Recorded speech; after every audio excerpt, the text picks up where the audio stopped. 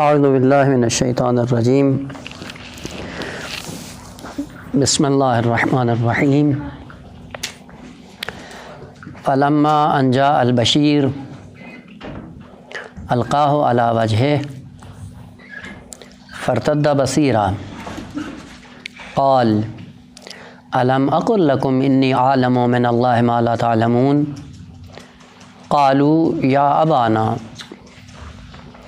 استغفر لنا ذنوبنا انا كنا خاطئین قال سوف استغفر لكم ربی انه هو الغفور الرحیم فلما دخلوا على یوسف آوى الیہ ابویہ وقال ادخلوا مصر ان شاء اللہ آمنین ورفع ابویہ علی العرش وخروا له سجدا۔ خوب سلسلہ کلام سورہ مبارکہ یوسف علیہ السلام میں جاری تھا اور تقریباً داستان اپنے آخری مراحل میں ہے۔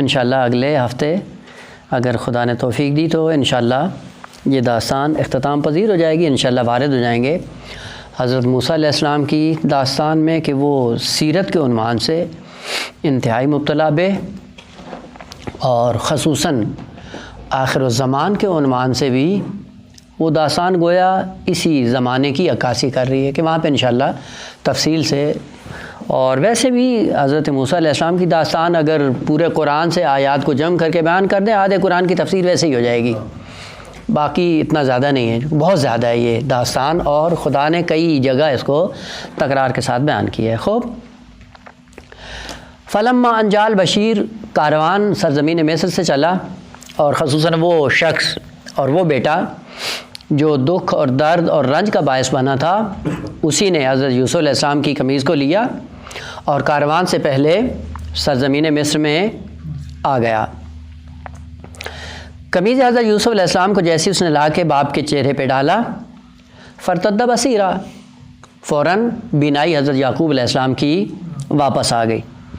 جیسے ہی بینائی واپس آئی اور جو اولاد دیکھ بھال کے لیے جناب یعقوب علیہ السلام کے پاس موجود تھے ان کو مخاطب کر کے جناب یعقوب علیہ السلام نے فرمایا الم اقل لکم انی اعلم من اللہ ما لا تعلمون، میں کہہ رہا تھا کہ یوسف کی خوشبو آ رہی ہے اور یوسف کا وہ مقام اور مرتبہ ہے، اور جیسے ہی اس نے اپنی قمیض بھیجی ہے دیکھا میری بینائی واپس آ گئی، اور تم تو مجھے خرافہ شناس کہہ رہے تھے اور کہہ رہے تھے کہ تمہارا معاذ اللہ دماغ خراب ہے، میرا دماغ خراب تھا یا تمہاری عقل پہ پردہ پڑا ہوا تھا؟ فوراً اسی جملے کے بعد انی اعلم من اللہ ما لا تعلمون، فوراً ان کے اندر احساس ندامت پیدا ہوا۔ اور یہ بھی آغا توفیق ہے کہ انسان کو غلطی کا احساس ہو جائے اور غلطی کا احساس ہونے کے بعد پھر اس کے جبران کے صدد میں آ جائے، وہ یہ بہترین فرصت ہے۔ اسی لیے روایات میں ہے کہ اگر انسان زندگی کے کسی مرحلے میں موجود ہو اور ماضی کا کوئی ایسا گناہ جو اس نے کیا ہو جو بھول چکا ہو اور اچانک اس کو یاد آ جائے، معصوم فرماتے ہیں یہ بہترین فرصت ہے خداوند عالم کی طرف سے توفیق کی کہ یہ خدا نے تمہیں توفیق دی ہے، یہ جو گناہ تمہیں یاد آیا ہے یہ بغیر سبب کے نہیں ہے، یہ خدا کا خاص لطف ہے تمہارے اوپر۔ اور اگر وہ گناہ جو تم نے انجام دیا ماضی میں وہ تم بھول چکے تھے کہ جو کل قیامت کے دن تمہارے لیے درد ساز بن سکتا تھا، اسی کو خداوند عالم نے تجھے یاد دلا دیا ہے۔ اگر وہ حقوق اللہ میں سے ہے اس کا جبران کرو، اور اگر حقوق الناس میں ہے تو اس کا بھی جبران کرو۔ مثلا فرض کریں اگر کسی کا کوئی مال ہے یا غیبت کی ہے یا کسی پہ تہمت لگائی اور یاد آ جاتا ہے اچانک، اور ممکن بھی ہے کہ انسان جا کر اس کا جبران کرے، فوراً کرو، یہ خدا نے توفیق دی، اس کو ضائع نہیں کرو۔ اور اگر حقوق اللہ میں سے ہے تو فوراً آ کر خدا کی بارگاہ میں توبہ طائب ہو کر، مثلا نماز رہ گئی ہے پڑھ لو، روزہ رہ گیا ہے انجام دے دو، یا کوئی اور حقوق اللہ میں سے ہے جو رہ گیا اور یاد آیا ہے تو فوراً اس کا جبران کرو۔ یہ توفیق بار بار انسان کی زندگی میں تکرار نہیں ہوتی، اور یہ خود بہترین فرصت ہے انسان کے لیے کہ انسان کو غلطی کا احساس ہو جائے، اور غلطی کا احساس ہونے کے بعد پھر اس کے جبران کے صدد میں آ جائے۔ جس طرح کہ نمونہ حضرت یعقوب علیہ السلام کے بیٹوں کا ہے، جیسے ہی باپ نے کہا کہ دیکھا جو میں بات کر رہا تھا وہی حق ثابت ہوئی، اور جیسے یہ کاروان وہاں سے چلا تھا اور مجھے حضرت یوسف علیہ السلام کی خوشبو محسوس ہو رہی تھی، اور حضرت یوسف علیہ السلام زندہ ہیں۔ تم جو کہتے تھے کہ بھیڑیا کھا گیا اور دنیا سے چلا گیا، وہ جھوٹ بول رہے تھے، اور ایک عرصے تک جھوٹ بولتے رہے، حقوق اللہ کی رعایت نہیں کی تم نے، اور ایک اللہ کے نبی کو تم نے ستایا جھوٹ بول بول کے، اور آخر میں اس کی وضعیت یہ ہوگی کہ وَبْيَضَّتْ عَيْنَاهُ مِنَ الْحُزْنِ، خوب بینائی اس کی چلی گئی، اور یہ سارے کے سارے اس میں جرم میں کون شریک ہو؟ تم ہو۔ خوب جب اس غلطی کا احساس ہوا کیا کہتے ہیں؟ قالوا، اب سب نے مل کے کہا یا ابانا استغفر لنا ذنوبنا۔ یہ ابانا عرض کیا کہ تعبیر عطوفانہ ہے، محبت بھری تعبیر ہے۔ یا ابانا، اے پدر بزرگوار، کیا کر؟ استغفر لنا، استغفار کرو ہمارے لیے۔ استغفر یعنی واسطہ ہو، آپ واسطہ بنو تاکہ آپ کے واسطے سے خداوند عالم اپنا فیض نازل کرے اور ہماری غلطی کا جبران ہو جائے۔ یہ وہ آیت ہے کہ جو توسل، وسیلہ، استغفار، شفاعت کے لیے بہترین دلیل ہے، اور یہیں سے مکتب امامیہ اور مکتب سلفی گری اور وہابی گری جدا ہو جاتا ہے، چونکہ مکتب وہابی گری میں یہ ہے کہ توسل، شفاعت یہ سب ممنوع ہے، یہ شرک ہے۔ اگر کسی کو واسطہ قرار دیتے ہو، وسیلہ قرار دیتے ہو، کسی کو شفیع بناتے ہو، کسی سے مدد مانگتے ہو، تو یہ شرک ہے۔ یہ اگر شرک ہوتا تو حضرت یعقوب علیہ السلام کی اولاد اس شرک میں مبتلا نہ ہوتی، اور اگر یہ شرک ہوتا کبھی بھی جناب یعقوب علیہ السلام ان کی آواز پہ لبیک نہ کہتے اور ان کی حاجت کو پورا نہ کرتے۔ اس سے پتہ چلتا ہے کہ یہ شرک نہیں ہے۔ استغفار میں پیغمبر خدا کا وسیلہ بننا عین توحید ہے، اور کس طرح سے؟ چونکہ بشر کے اندر صلاحیت نہیں ہے کہ وہ ڈائریکٹ خدا سے فیض کو لے سکے، لہٰذا بیچ میں کسی واسطے کی ضرورت ہے کہ جو خدا سے فیض کو لے کر ان تک پہنچائے، اور جو پہنچا رہا ہے وہی واسطہ بنتا ہے، وسیلہ بنتا ہے، استغفار کا ذریعہ بنتا ہے، شفاعت کا سبب بن جاتا ہے۔ درست ہے کہ فیض خداوند عالم کی طرف سے نازل ہوگا، لیکن قابل میں استعداد اور ظرفیت اور صلاحیت شرط ہے۔ اگر قابل میں ظرفیت نہ ہوئی تو فاعل میں اگرچہ وہ درجہ اتم پہ فائز ہو، اس کا فیض اس قابل میں ظاہر نہیں ہو سکتا ہے، کہ جس کی مثالیں متعدد پہلے عرض کی ہیں، کہ فرض کریں کہ ایک بچہ ہے چھوٹا اور 6 مہینے کا ہے، آپ بہترین ریاضی دان ہیں، آپ ریاضی کا فارمولہ اس کو سمجھا نہیں سکتے ہیں، خوب نقص اس میں آپ کا نہیں ہے، فاعل کا نہیں ہے، آپ میں صلاحیت ہے دینے کی، لیکن اس بچے میں صلاحیت نہیں ہے لینے کی۔ پھر کیا کرو؟ خوب بیچ میں ایک واسطے کی ضرورت ہے۔ وہ واسطہ کیا ہے؟ کبھی سن و سال، کبھی عقل کا رشد، کبھی بیچ میں کوئی اور وسائط، ان وسائط کے ذریعے آہستہ آہستہ پھر اس کے اندر جب استعداد بڑھتی ہے، اس قابل ہوتا ہے کہ اس فارمولے کو سمجھنے کے قابل ہو جاتا ہے۔ بس اگر یہ بچہ نہیں لے رہا ہے اور ایک زمانے میں واسطے کے ذریعے جب یہ لینا شروع کر دے گا تو اس کا مطلب یہ نہیں کہ مشرک ہو گیا ہے، نہ، فاعل اور قابل میں دونوں میں صلاحیت کا ہونا ضروری ہے۔ فاعل میں دینے کی صلاحیت ہو، قابل میں لینے کی صلاحیت ہو۔ قالو کا یا ابانا استغفر لنا، ہمارے لیے استغفار کرو، واسطہ بنو، اور ہم گناہگار تھے، انا کننا خاطئین، تاکید کے ساتھ کہ ہم خطا کار تھے، اور خطا اس وقت تک خدا ہمیں معاف نہیں کرے گا جب تک آپ جیسے مقرب ولی خدا کو بیچ میں ہم واسطہ قرار نہ دیں۔ خوب سوال آیا، اللہ کے نبی کا واسطہ بننا فقط اس مادی حیات میں رہتے ہوئے وہ واسطہ بن سکتے ہیں، یا نہ اگر وہ دنیا سے چلے جائیں تب بھی وہ شفاعت کر سکتے ہیں، تب بھی وہ وسیلہ بن سکتے ہیں، تب بھی وہ خداوند عالم کے فیض کو خدا سے لے کر بشریت تک پہنچا سکتے ہیں؟ خوب آیت عام ہے، استغفر لنا ذنوبنا انا كنا خاطئین۔ قانون یہ ہے کہ جب بھی خطا کار ہو اور خطا کار اللہ کے ولی کی بارگاہ میں آ جائے اور اس کو واسطہ بنا دے، خداوند عالم فرماتا ہے کہ میں غفور الرحیم ہوں یا تواب رحیم ہوں۔ آیت ہے قرآن کی کہ اگر یہ لوگ، البتہ مخاطب اس کی امت محمدی ہے، کہ جب یہ گناہ کرتے غلطی کر بیٹھتے، غلطی کرنے کے بعد کیا کرتے؟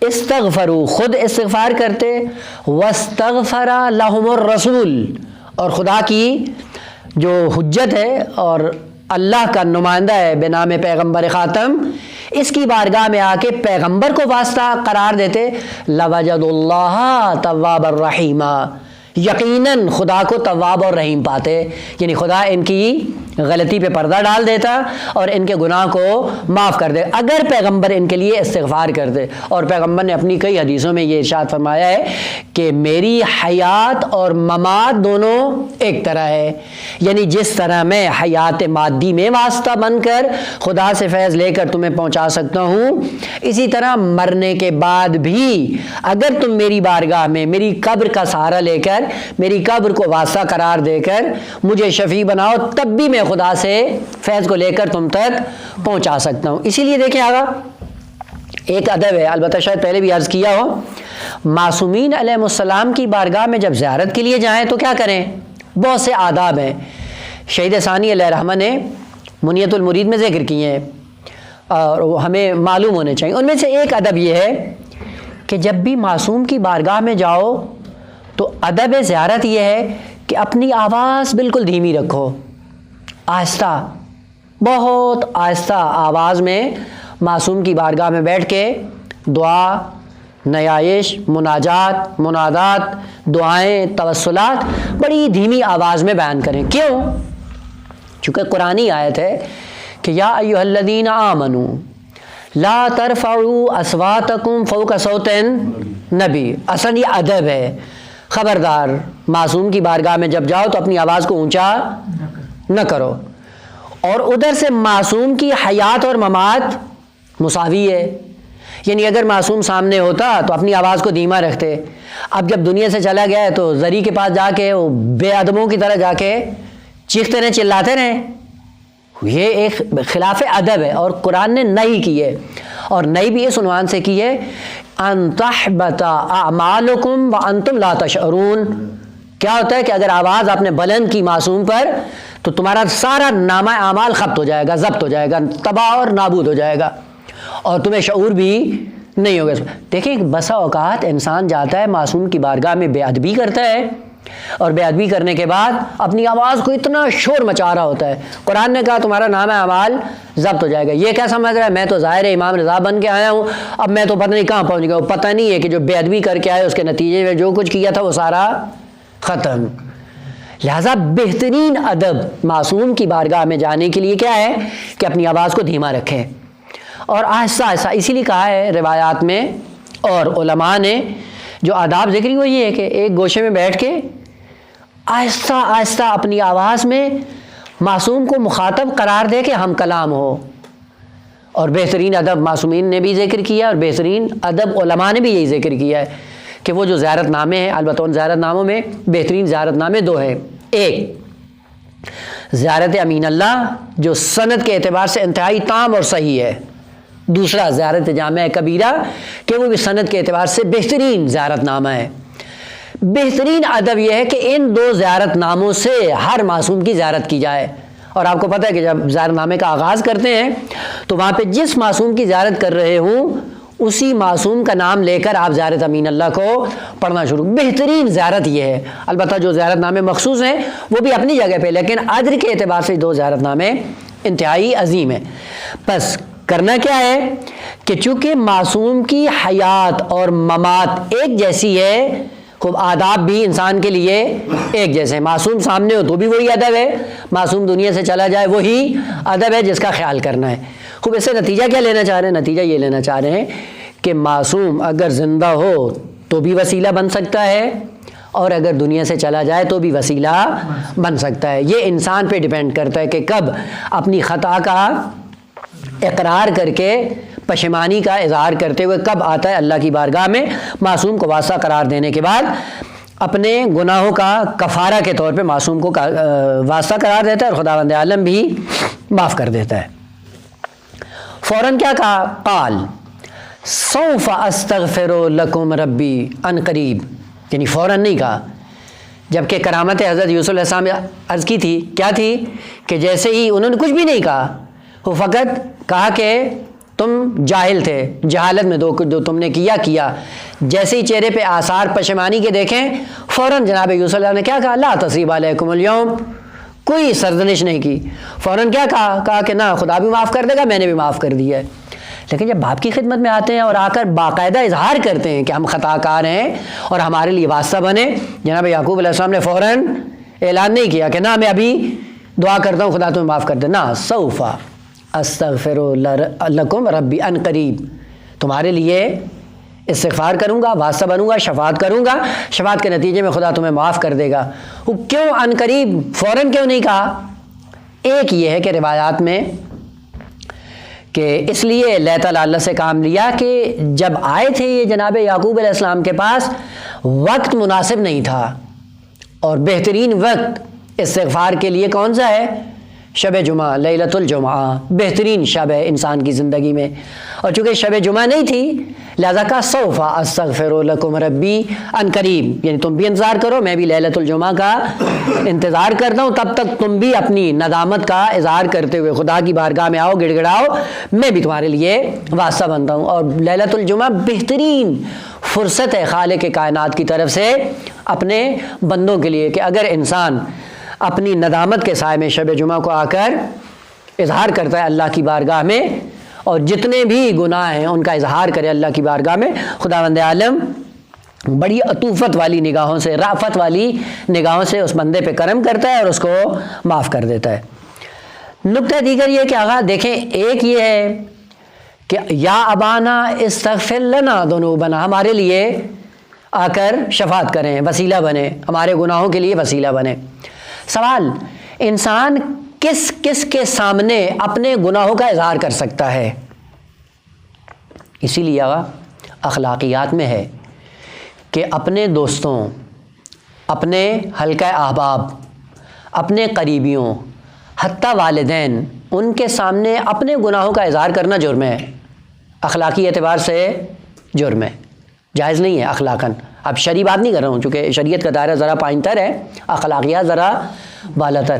اصل کسی کو حق نہیں دیا خدا نے، کہا یہ میرا اور تیرا معاملہ ہے، اور میں نے جو تمہیں کرامت دی ہے اس کرامت کے پردے کو چاک نہیں کرو، ٹھیک ہے تم سے غلطی ہوئی ہے لیکن خبردار کسی کے سامنے اظہار نہیں کرنا۔ کیوں؟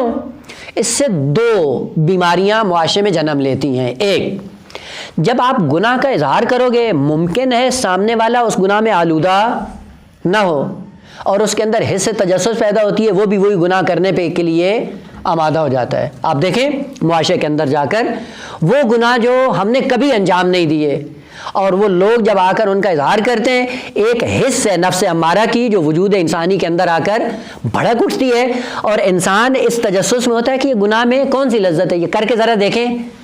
بس جب دوسروں کے سامنے اظہار کرتے ہو تو منکرات کا راستہ کھولتے ہو، اس لیے ممنوع ہے کسی کے سامنے اظہار نہیں کرو۔ دوسرا، یہ جو دوسرے کے سامنے اظہار کرتے ہو اس کے نتیجے میں کیا ہوتا ہے؟ تمہاری کرامت انسانی مخدوش ہو جاتی ہے، عزت اور آبرو تمہاری بہہ جاتی ہے، کم از کم اس کے سامنے تم قابل احترام نہیں رہتے ہو، اور اگر وہ کمینہ شخص ہوا تو کل کسی موڑ پہ آ کر اظہار کرے گا تم کیا تھے، اور اگر آپ توبہ بھی کر لو خدا آپ کو معاف بھی کر دے لیکن اس کے اندر جو آپ کا مقام گر گیا وہ کبھی واپس نہیں آئے گا، اور آپ کو خدا نے اس معاشرے میں آبرومندانہ زندگی عطا کی ہے، اس آبرومندانہ زندگی کو محفوظ رکھنے کے لیے حق نہیں پہنچتا آپ کسی کے سامنے اظہار کرو۔ اسی لیے اخلاقیات کے باب میں کا صرف اور صرف جس کے سامنے آپ کو اظہار کرنا ہے وہ خدا کی ذات ہے، خدا کے سامنے جا کر اپنے گناہوں کا اظہار کرو، خدا مجھ سے غلطی ہوئی، اور غلطی کس لیے ہوئی؟ چونکہ میری آنکھ پہ پردہ پڑا ہوا تھا، جہالت کے سائے میں مجھ سے ہو گیا، تو غفور الرحیم ہے، تو ہی میرا خالق ہے اور تو ہی میرا سب کچھ ہے۔ خوب جب غلطی ہو گئی ہے تو آپ اپنے لطف اور کرم کے سائے میں مجھے معاف کر دیں۔ دیکھیں آقا، اکثر معاشروں کے اندر جو بگاڑ ہوتا ہے وہ یہیں سے وجود میں آتا ہے کہ جب دوسروں کو ہم خیر خواہ سمجھ کے، اپنا مخلص سمجھ کے، اور پھر ہم یہ کہتے بھی ہیں نہیں یہ تو اپنے کوئی بات نہیں ہے، آقا کوئی بھی اپنا نہیں ہے، جب ہم اپنے نہیں ہیں تو کوئی دوسرا ہمارا اپنا بنے گا؟ جب میں اپنے نقص کو اور اپنی کمبودی کو اور اپنے عیب کو میں خود چھپانے کے قابل نہیں ہوں، توقع یہ رکھتا ہوں کہ دوسرا میرے عیب کو چھپائے گا، لہذا ممنوع ہے اخلاقی اعتبار سے کسی کے سامنے اظہار نہ کریں۔ ہاں خدا کی بارگاہ میں جائیں، وہاں پہ اظہار کریں، وہاں پہ حق بنتا ہے کہ آپ کا معاملہ ہے، خدا کا معاملہ ہے۔ اس لیے دیکھیں، شاید یہ داستان پہلے بھی ذکر کی تھی کہ حضرت عیسیٰ علیہ السلام کے زمانے میں قحطی پڑی اور قحطی کے نتیجے میں بارش نہیں ہوئی، اور سب کو حضرت عیسیٰ علیہ السلام نے جمع کیا، اللہ کی بارگاہ میں چٹیل میدان میں دعا کرو، نماز استسقاء پڑھو اور خداوند عالم کا لطف تمہارے شامل حال ہو۔ سب گریہ کر رہے تھے، زاری اور سارا اللہ کی بارگاہ میں توبہ ندامت سب کچھ۔ خداوند عالم نے پیغام بھیجا کہ عیسیٰ آپ کی محفل میں گناہ گار ہے، جب تک وہ رہے گا میری رحمت نازل نہیں ہوگی۔ حضرت عیسیٰ علیہ السلام نے کہا بھائی جو بھی ہے مجھے نہیں معلوم کون ہے، اور خدا نے بھی نہیں بتایا، مہربانی کرو جو گناہ گار ہے اٹھ کے چلا جائے، تاکہ یہ باقی جو ہیں یہ مصیبت کا شکار نہ ہوں، بچ جائیں۔ اور جو گناہ گار تھا ایک دم وہیں پہ بیٹھے اپنے دل میں کہتا ہے خدا اگر میں اٹھ کے گیا تو میری بھی آبروئی ہے اور میں تیرا بندہ ہوں، میں سچے دل سے توبہ کرتا ہوں، مجھے معاف کر دے، آئندہ ایسی بدماشی نہیں کروں گا۔ جیسے ہی اس نے اپنے دل میں ان کلمات کو دہرایا بارش آنا شروع ہو گئی۔ حضرت عیسیٰ نے کہا خدا یہ کیا ہوا؟ ابھی تو آپ نے کہا کہ جب تک وہ بیٹھا رہے گا میں نہیں دوں گا، تو ابھی تو کوئی گیا نہیں ہے تو تیری بارش شروع ہوگی۔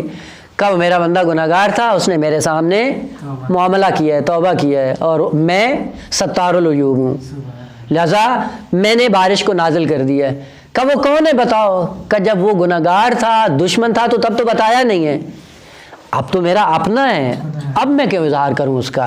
دیکھیں خدا یوں ہے، لہذا حق نہیں پہنچتا کہ خدا کے علاوہ کسی کے سامنے اپنے عیوب کو ظاہر کریں، جتنا بھی قریبی ہو حق نہیں پہنچتا ہے آپ کو، اور یہ اخلاقی اعتبار سے جرم ہے۔ اور جب بھی ہم اس چیز کا شکار ہوتے ہیں آہستہ آہستہ ہماری توفیقات سلب ہو جاتی ہیں، یہ کام نہیں کریں۔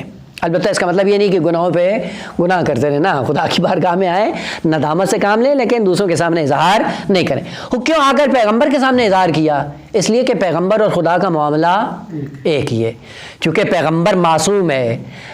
پیغمبر کے سامنے جب اظہار کرو گے، خوب پیغمبر میں یہ انگیزہ پیدا نہیں ہوتا کہ وہ اسی گناہ کو جا کے انجام دے، اور ثانیاً پیغمبر خدا کی ستاریت کا مظہر تام ہے، وہ کبھی بھی کسی کے سامنے رسوا نہیں کرتا۔ اس لیے آ کر معصوم کی بارگاہ میں، پیغمبر کی بارگاہ میں آ کر اگر اظہار کرتے ہو کوئی فرق نہیں کرتا ہے۔ اسی لیے آ کر کیا کہا؟ یا ابانا استغفر لنا ذنوبنا، خوب آپ کے سامنے آ کر اظہار کیا، اور فوراً کیا کہا؟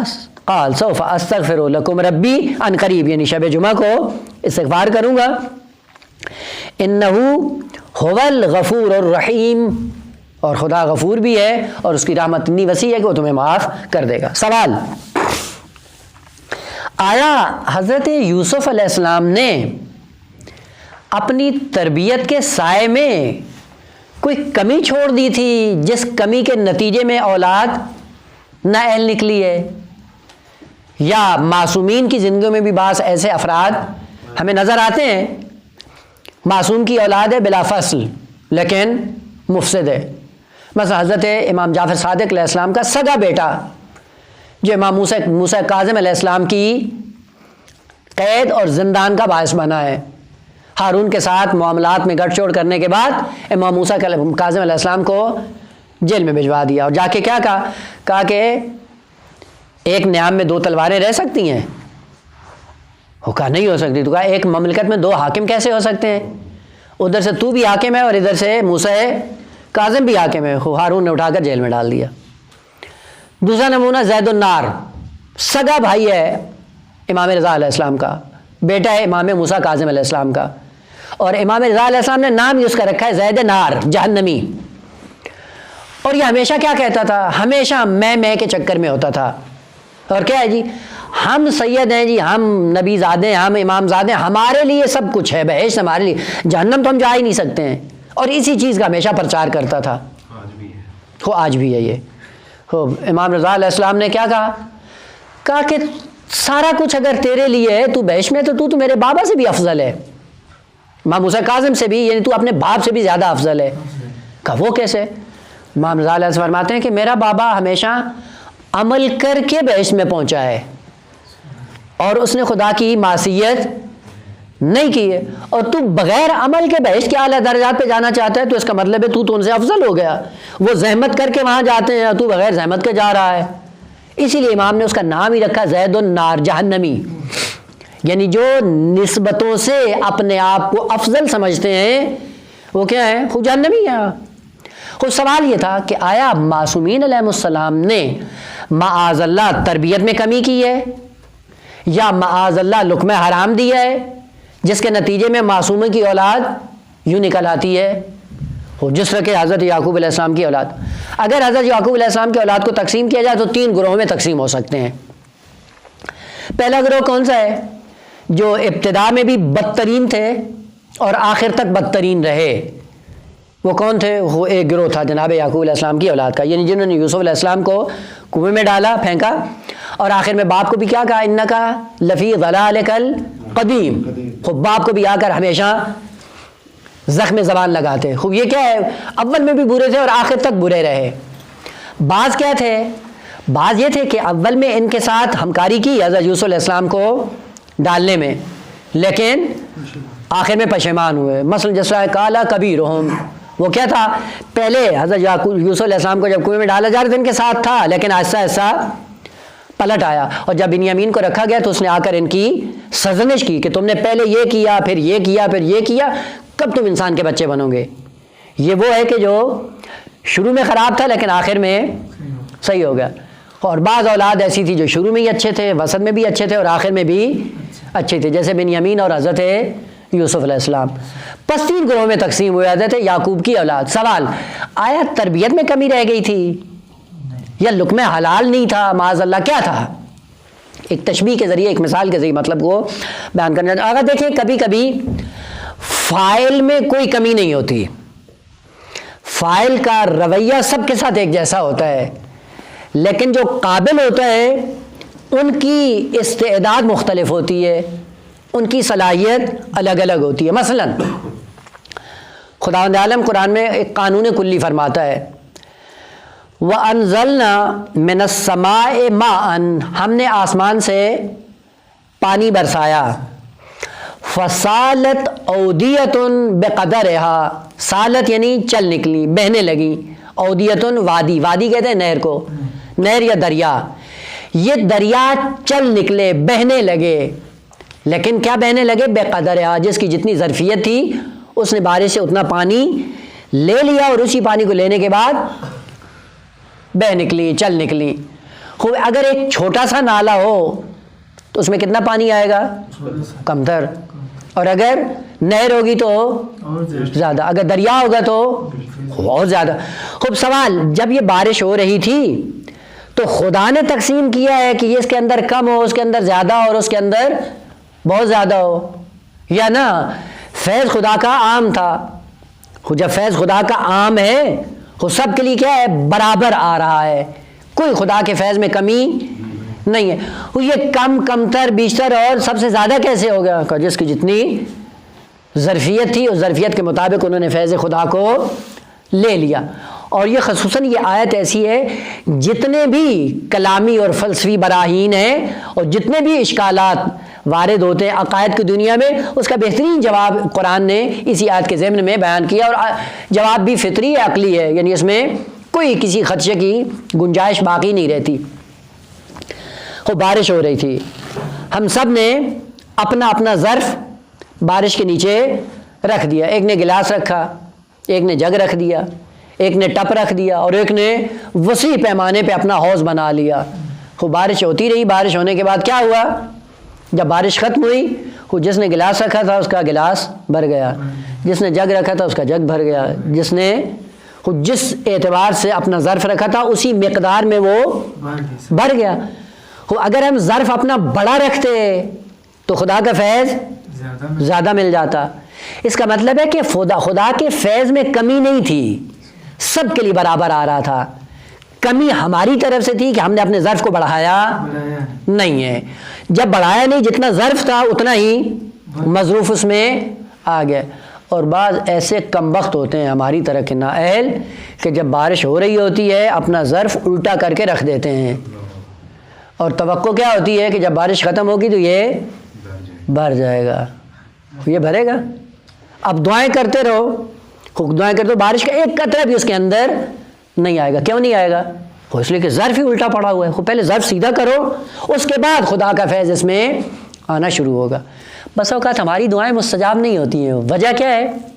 وجہ یہ کہ ہم نے اپنا ظرف الٹا کیا ہے، الٹا ظرف رکھ کے خدا کی بارگاہ میں دعائیں کرتے ہیں، دعا مستجاب نہیں ہوتی۔ اسی لیے کیا کہا کہ ظرف کو سیدھا کرنے کی ضرورت ہے۔ اور ظرف جب سیدھا ہوگا تو کیا کرو؟ سب سے پہلے کیا کرنا ہے؟ کہا لقمہ حلال اپنے پیٹ میں ڈال کر اللہ کی بارگاہ میں آ کے دعا کرو۔ 2، صدق کلام اپنی زندگی میں اپناؤ، پھر اللہ کی بارگاہ میں آ کے دعا کرو۔ 3، امانت داری کا خیال کرو، پھر اللہ کی بارگاہ میں آ کر دعا کرو۔ 4، کہ دعا کے سے پہلے آداب ہیں کہ محمد و آل محمد پہ صلوات بھیجو اور پھر دعا کرو۔ اللہم صلی علی محمد، خود درود بھیج کے پھر دعا کرو، اور دعا مانگنے میں پھر صلوات بھیجو۔ اس کے بعد دیکھو دعا مستجاب ہوتی ہے یا نہیں ہوتی۔ آغا امانت داری فقط پیسے ٹکے میں نہیں ہوتی۔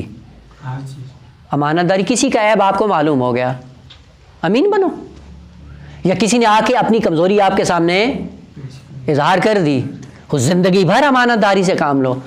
ہم دوسروں کے پردوں کو چاک کرتے ہیں، پھر شب جمعہ حرم میں پہنچ جاتے ہیں، ذری بھی اکھاڑ لیں، دعا مستجاب نہیں ہوتی۔ کیوں نہیں ہوتی ہے؟ چونکہ وہ قانون ہم نے اس کی رعایت نہیں کی ہے۔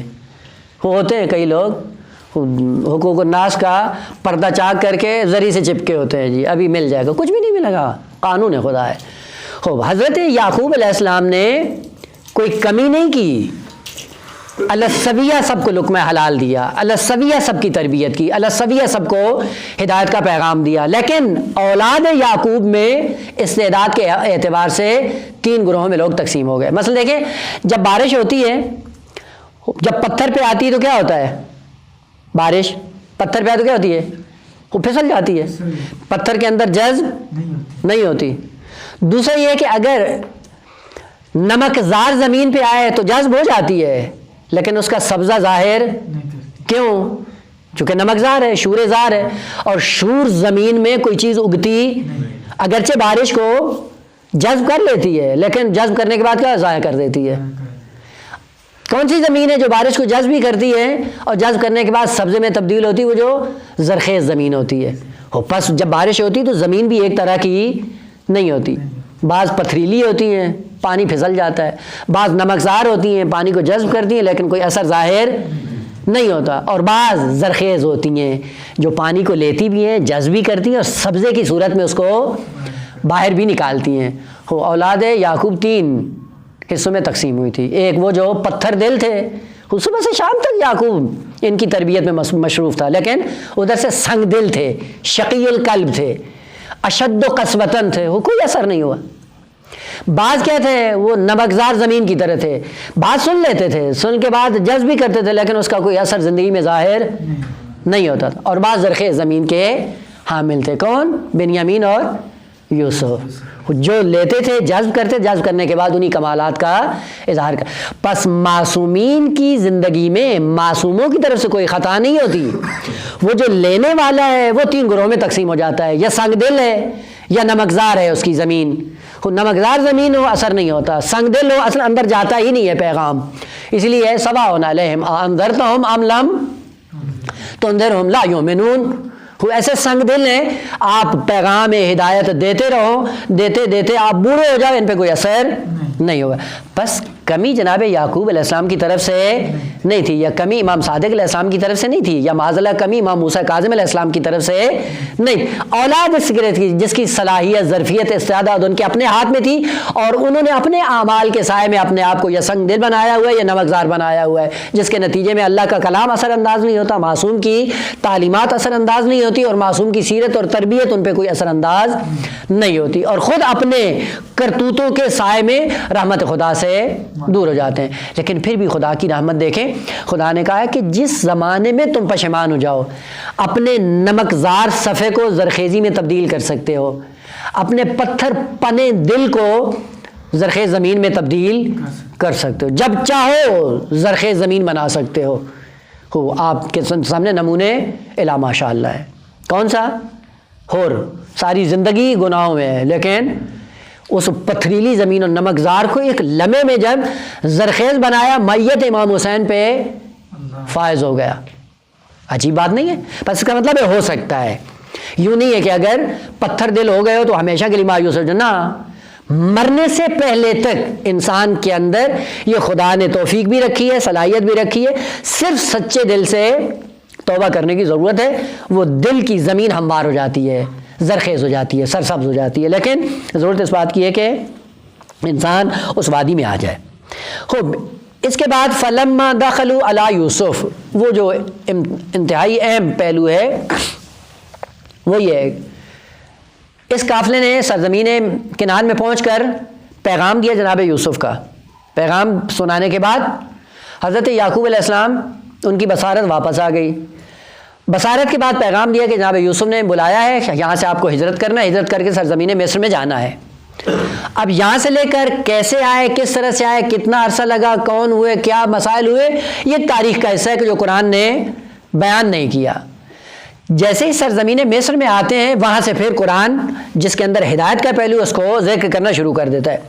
پہلا کلمہ فلما دخلوا علی یوسف، کہ جب حضرت یوسف علیہ السلام پہ یہ سرزمین کنعان کا قافلہ پورے اہل و عیال کے ساتھ جناب یعقوب علیہ السلام آتے ہیں، داخل ہوتے ہیں جناب یوسف علیہ السلام پر، اس تعبیر سے پتہ چلتا ہے کہ جناب یوسف علیہ السلام سرزمین مصر سے نکل کر اپنے والدین کے استقبال کے لیے باہر آئے ہوئے تھے، یعنی اپنی جگہ پہ مستقر نہیں تھے۔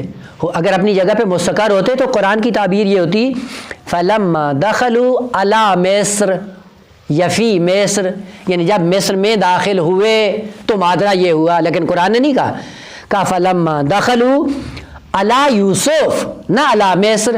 اس کا مطلب ہے کہ یوسف مصر میں نہیں ہے، یوسف مصر سے نکل کر استقبال کے لیے آئے ہوئے ہیں، اپنے والدین کے استقبال کے لیے گھر سے نکلے ہیں۔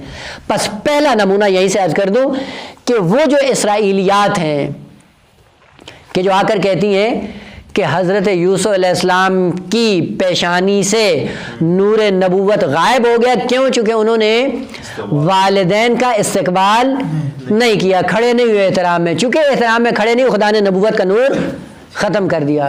وہ بدبختوں، پہلے قرآن کو تو دیکھ لو، قرآن کیا کہہ رہا ہے۔ ایسی ایسی اسرائیلیات اور ایسی ایسی بکواسیات دین کے نام پر لوگوں کو بتائی جاتی ہیں۔ وہ قرآن سیدھا کہہ رہا ہے قال، کیا فلما دخلوا علی یوسف، یوسف پر داخل ہوئے، مصر میں نہیں ہوا ہے، ابھی تک مصر میں نہیں گئے، بعد والی تعبیر آ رہی ہے کیا؟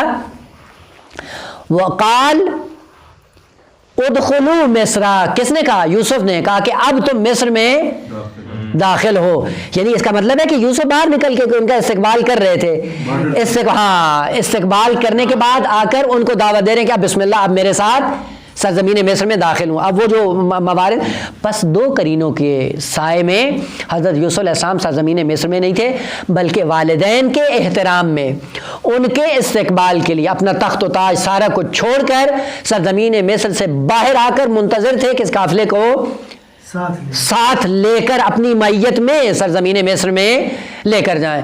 پس یہ اسرائیلیات ہیں، یہ کہیں کہ حضرت یوسف علیہ السلام نے احترام نہیں کیا، غلط، کیونکہ قرآن صراحت کے ساتھ یہ کہہ رہا ہے کہ نہ، استقبال کے لیے سرزمین مصر سے باہر آئے، باہر آنے کے بعد ان کا استقبال کیا۔ پھر قرآن کی تعبیر آوا الیہ ابویہ، آوا پناہ دی، ماوا، یعنی آ کر کیا کیا؟ آوا الیہ، اپنی طرف کیا کیا؟ آوا، آغوش میں لیا، پناہ دی، ماوا بن گئے، ابویہ، یعنی فوراً جا کے والدین کو اپنی آغوش میں لیا۔ جب آغوش میں لیا، استقبال کیا یا نہیں کیا؟ عزت کی یا نہیں کی؟ احترام کیا یا نہیں کیا؟ 100% احترام کیا۔ فاحسن تم، یعنی عجیب بات یہ ہے کہ جب قرآن کیا کہہ رہا ہے کہ آ کر استقبال کے لیے سرزمین مصر سے باہر آئے، اور اس کے بعد کہ آوا الیہ ابویہ، اپنے والدین کو اپنی آغوش میں لیا، احترام میں پناہ گاہ بن گئے اپنے والدین کے لیے، اپنی گود میں ان کو لے لیا محبت کے سائے میں۔ یہ جو اتنا احترام کر رہے اور پھر نور نبوت ختم ہو جاتا ہے، نہیں معلوم کس طرح سے یہ اسرائیلیات آہستہ آہستہ آ کر مکتب اسلام کے اندر رسوخ کر جاتی ہیں. بعض کے اعظم ٹھیک ہے استقبال کے لیے آئے تھے, باہر آئے ہوئے تھے, جی جسے قرآن کی آیت سے استقبال, بھلے, لیکن حضرت یعقوب علیہ السلام اپنی سواری سے اترے, لیکن یوسف علیہ السلام وہاں پہ کیونکہ شہنشاہیت اور حکومت اس چیز کو نظر رکھنا تھا, لہٰذا سواری سے نہیں اترے. نہ غلط ہے. اسی لیے قرآن نے کہا آوا الیہ, آوا الیہ یعنی ماں باپ بنے, آغوش میں لیا. کیسے آغوش میں لیا اگر سواری سے نہیں اترے ہیں تو؟ دیر کی بازی کہتے ہیں کہ دیر کی, وہی جو ہے نا کچھ نہ کچھ ابھی اپنا ظاہر مار گھولنا ہے, اپنے ذہن کے اندر جو خباثت پہلے سے بیٹھی ہوئی اسی کو ٹھیک کرنے کے لیے پھر کانٹ چھانٹ کرتے ہیں. سیدھا سیدھا قرآن کہہ رہا ہے آبا الیہ ابوے, اور بعد والی آیت اس سے بھی بالاتر ہے, یعنی بعد والا جو جملہ آ رہا ہے. اور یہ جو ابوے کا ہے والدہ فوت نہیں ہوگی, ابھی یاد کروں گا, آ رہا ہے کرینہ. آبا الیہ ابوے, اپنے والدین کو آغوش میں لیا, اور اس کے بعد کیا کہا؟ قال ادخلوا مصر, اب آؤ میری معیت میں مصر میں داخل ہو, انشاء اللہ آمنین. یہ آمنین کیا ہے؟ اگر امنیت حرف اول ہے, کسی بھی ملک کو چلانے کے لیے اگر امنیت نہیں ہے, وہ ملک اصلاً اس کی ارزش ایک پیسے کی بھی نہیں ہے, ایک پائی کی بھی اس کی ارزش نہیں ہے, قدر و قیمت نہیں ہے اگر امنیت نہیں ہے. پہلے بھی اشارہ کیا تھا, یہاں پہ دو امنیت کو حضرت یوسف علیہ السلام نے اشارہ کیا, البتہ اور بھی ہیں, فقط یہ نہیں ہے. سب سے پہلی آغا کیا کہا کہ یہ ملک قحط زدہ تھا, 7 سال یہ قحطی میں رہا ہے, اور قحطی کے بعد ایک ملک کو چلانا بغیر امانت داری کے ممکن ہی نہیں ہے. پس قانون ذکر کیا حضرت یوسف علیہ السلام نے کہ یہ ملک اگر اس وقت پابرجا ہے تو پیچھے امانت داری کار فرما ہے, اور یہ امانت داری کے سائے میں ابھی تک ملک زندہ ہے اور اس کے لوگ اپنی عیش و عشرت کی زندگی بسر کر رہے ہیں. اور وہ ہوتا کیا ہے کہ اگر قحطی کے زمانے میں, مشکلات کے زمانے میں, خصوصاً مالی اقتصادی مشکلات کے زمانے میں اگر عدالت برقرار نہ ہو تو اس کا جو نتیجہ نکلتا ہے وہ کیا ہے؟ جنگ و جدال, جھگڑا, فساد, قتل و غارت, ڈکیتی, چوری, یہ طبیعی سا اثر ہے. آپ دیکھ لیں ابھی آگا اس وقت لگتا ہے کہ آج کے لیے یہ آیت نازل ہوئی ہے, اس وقت کرونا کے نتیجے میں حالات دنیا کے خراب ہیں, ہے یا نہیں ہے؟ اس کے بعد آپ دیکھیں چوری چماری زیادہ ہے یا نہیں ہے؟ اس کا مطلب ہے ابھی قحطی اس عروج پہ نہیں آئی ہے. اس کے باوجود دیکھ لیں کہ چوری, ڈکیتی, ذخیرہ اندوزی, دوسروں کی حق کے پائمالی اور دوسروں کے حقوق کی تلفی, اور آہستہ آہستہ ناامنی معاشرے میں ایجاد ہو رہی ہے نہیں ہو رہی ہے؟ آج دیکھیں اسی ایران کے اندر یہی بھوک کا نتیجہ ہے.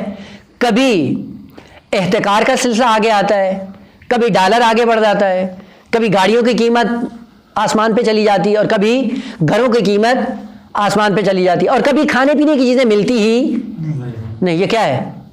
ابھی قحطی اس طرح سے نہیں آئی ہے, اور آپ دیکھ لیں کہ معاشرے کی حالت کیسے بنی ہوئی ہے.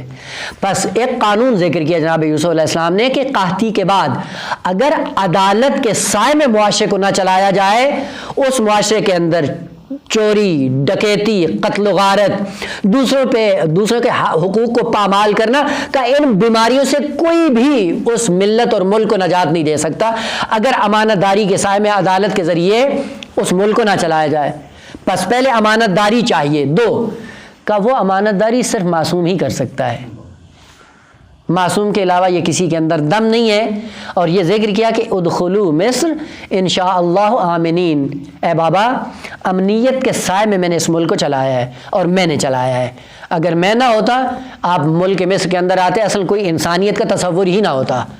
یہیں سے فطری آواز نکلتی آغا, اس نظام کو چلانے کے لیے معصوم چاہیے. معصوم ہے جو عدالت کو برقرار کر سکتا ہے. تھے کتنے خلفاء گزرے؟ 3 امیر المومنین سے پہلے. تینوں کی زندگی جا کر دیکھیں, سوائے ذلت, ظلم, بدبختی, بی عدالتی اور حقوقی پائمالی کے علاوہ کچھ بھی ہمیں اس 25 سالہ دور میں نظر نہیں آتا ہے. اتنی بے عدالتی اور اتنی چپاول گری کہ بعض پیغمبر کے بعض میں بیٹھنے والے جب ملعون دنیا سے واصل جہنم ہوتے ہیں, پوری ذخیرہ اندوزی سونے چاندی کی گھروں میں موجود تھی, جو فقراء کا پیٹ پال کے اپنی ذخیرہ اندوزی کی, نہ اپنے کام آیا نہ فقراء کے کام آیا. خود بھی واصل جہنم ہو گئے اور وہ بھی بھوک کا شکار کر کے اور ان کو بھی بے دین بنا گئے. لیکن جب امیر المومنین آئے تو کیا ہوا؟ ہو اب وہ سب کے لیے وہاں پہ فرعون اور فقیر دونوں برابر ہیں. ہو یہ معصوم چاہیے آقا عدالت کے لیے. معصوم کے علاوہ یہ کسی کا کام ہی نہیں ہے. یہی ولید لعین وہ جس نے کوفہ میں آ کر خلیفہ سوم کی طرف سے گورنر تھا اور شراب کے نشے میں صبح کی 2 رکعت سے 4 رکعت کر دی. لوگوں نے جب اعتراض کیا تو کہتا کم پڑھائیں اور پڑھا دوں. آقا یہ دیکھیں کہ اسلام محمدی کی شکل کس طرح سے بیان کر دی گئی ہے. اور جب مدینے کی سرزمین میں امیر المومنین خلیفہ بنتے ہیں، جب سب کے اندر مساوات کے ساتھ 2 دینار بیت المال تقسیم کیا گیا، اس کو بھی 2 دیے اور جو کالا غلام حبشی تھا اس کو بھی 2 دینار دیے.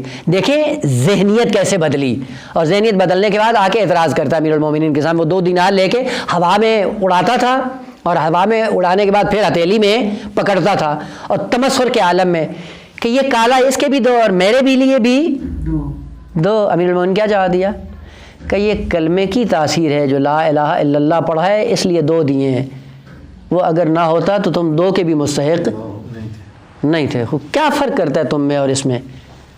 وہ بھی لا الہ الا اللہ پڑھتا ہے، تو بھی لا الہ الا اللہ پڑھتا ہے. جو بھی لا الہ الا اللہ پڑھتا ہے بیت المال میں اس کو حقوق مساوی ہیں.